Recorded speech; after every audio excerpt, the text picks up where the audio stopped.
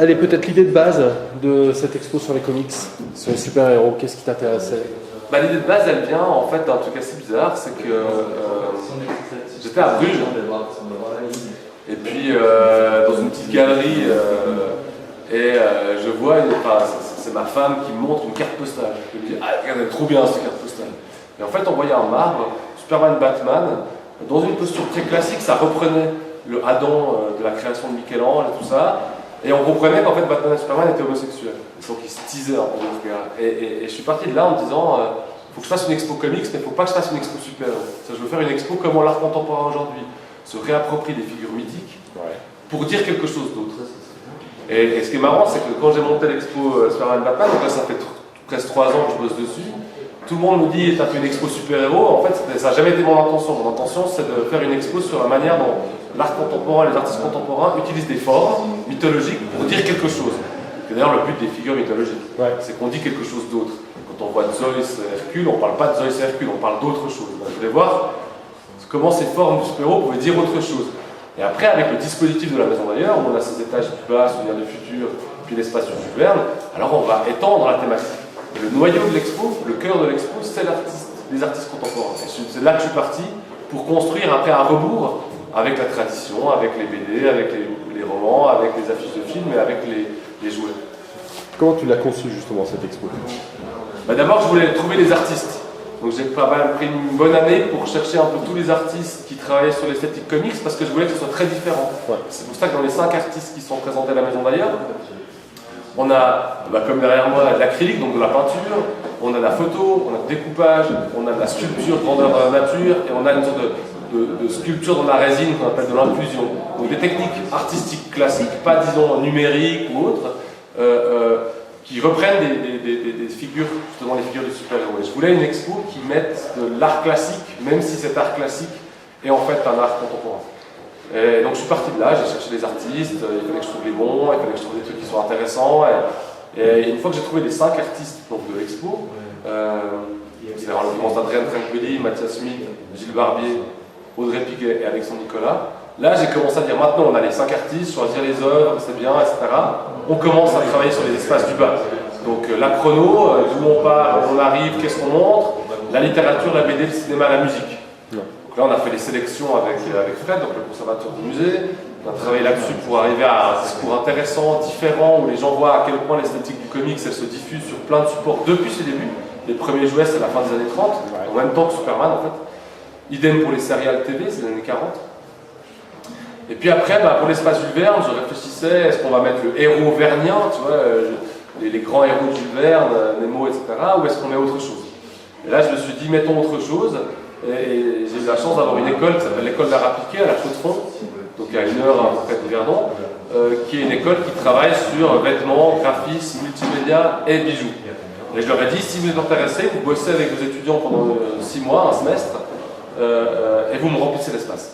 Et je veux du rétrofuturisme, ou une forme de rétrofuturisme, ou du vintage, voir comment on pourrait, de nouveau, parce que c'est ça l'idée de base de l'expo, c'est comment une forme, le masque de Catwoman, la puissance de Hulk, comment une forme peut être réinvestie dans différents types d'imaginaire. C'est ça le but. C'est pas une expo sur les super-héros, c'est une expo sur la forme du super-héros et ce qu'elle peut dire, ce qu'elle peut permettre de dire dans l'art contemporain, dans la tradition évidemment, mais aussi dans les travaux d'étudiants. Donc là, il y a 4 grands départements de cette école qui se sont mis à faire des créations de bijoux. Imaginez un bijou basé sur des strips de comics, imaginez les vêtements qu'auraient portés les héros de la littérature populaire du 19e siècle s'ils avaient été des super-héros, donc s'ils avaient eu une forme de super-héros, avec les graphistes qui ont fait des affiches vintage, des déclinaisons aussi entre fiction et réalité, etc.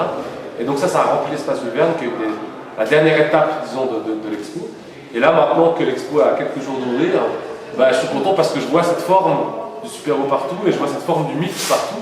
Et j'espère que les gens verront que le mythe, c'est d'abord des formes, puis ces formes, elles viennent s'imprégner d'un discours qui est tout le temps un peu différent, qui va jouer des conflits. On dit souvent que les mythes, c'est une manière métaphorique de jouer des conflits sociaux.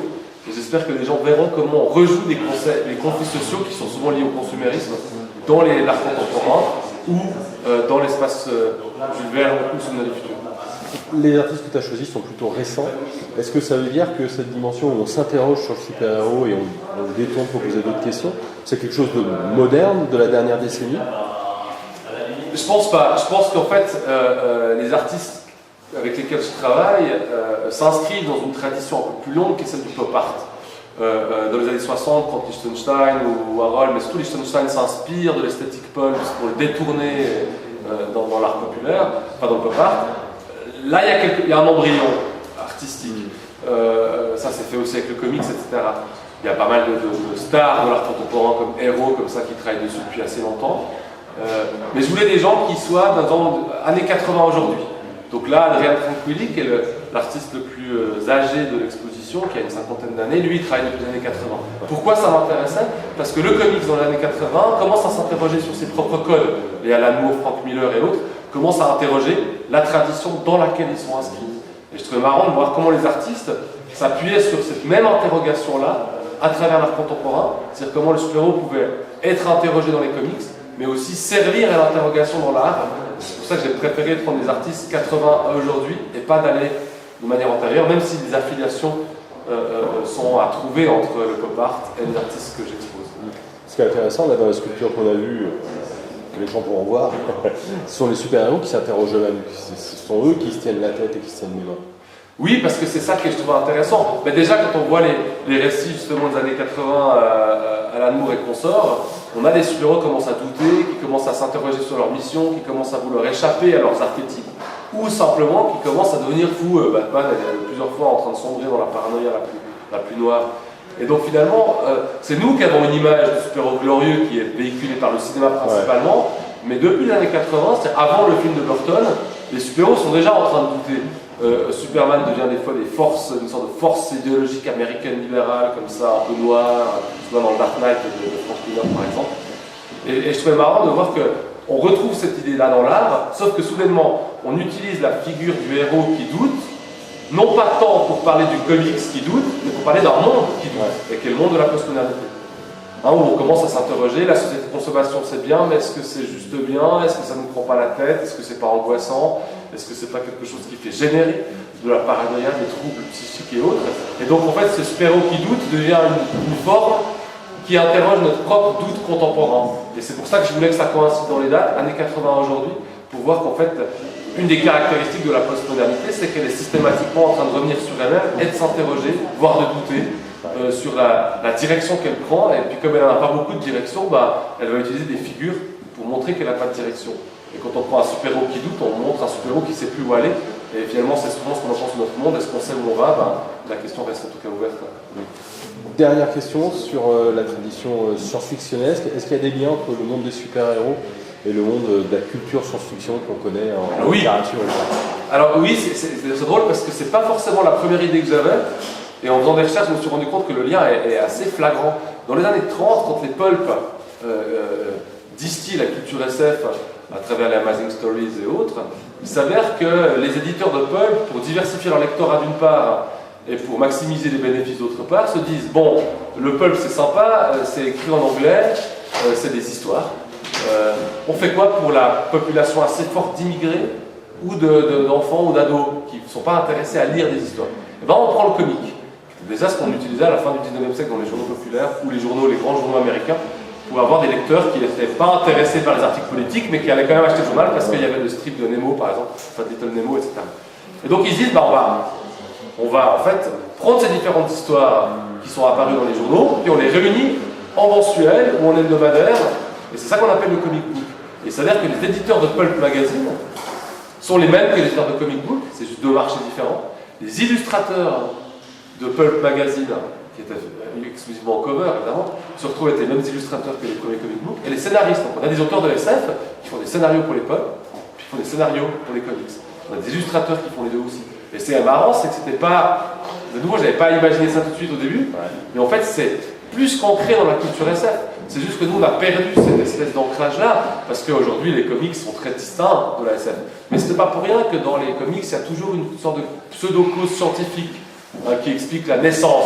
Superman, c'est un extraterrestre, on est dans l'âge d'or du space opéra dans les années 30. Et il y a toujours un lien minimal, parce qu'il n'y a pas besoin d'aller plus loin, puisque dans la SF, on va développer l'hypothèse scientifique, mais de manière narrative. Dans les comics, c'est plus compliqué. Donc il suffit d'avoir une sorte de clin d'œil, c'est un extraterrestre, il a été piqué par une araignée, il y a eu un rayon gamma, ça suffit. Il y a trop d'histoires qui passent, et puis cette histoire, elle va toucher un autre type de public. Donc pour moi, le lien, il est quasi co-substantiel. Quand la SF américaine naît en 26, le comics book naît en 34, et un DC Comics c'est 34. Et ça va de soi, puisque c'est cette espèce de marché qui est en train d'exploser dans les 30, populaire, mais qui a les mêmes acteurs. C'est les mêmes acteurs, c'est après que ça se diversifie. Donc les publications prennent de l'importance. Donc le lien à la maison d'ailleurs, il est d'une part complètement logique, et il permet aussi aux gens de comprendre que cette espèce d'importance fondamentale qu'on sous-estime un peu en Europe, qui est l'importance du pulp magazine, dans le développement de la SF, dans l'esthétique de la SF, mais aussi dans les esthétiques qui sont apparentées comme celle du comic book. Dernière question, pourquoi est-ce que ça vient essentiellement des États-Unis et que ça n'a pas pris en Europe avant les dernières décennies? Il y a plusieurs hypothèses. Une hypothèse qui est assez intéressante, c'est que voilà, on pourrait parler pendant 3 heures de ça. mais si je prends par exemple la tradition francophone, il y a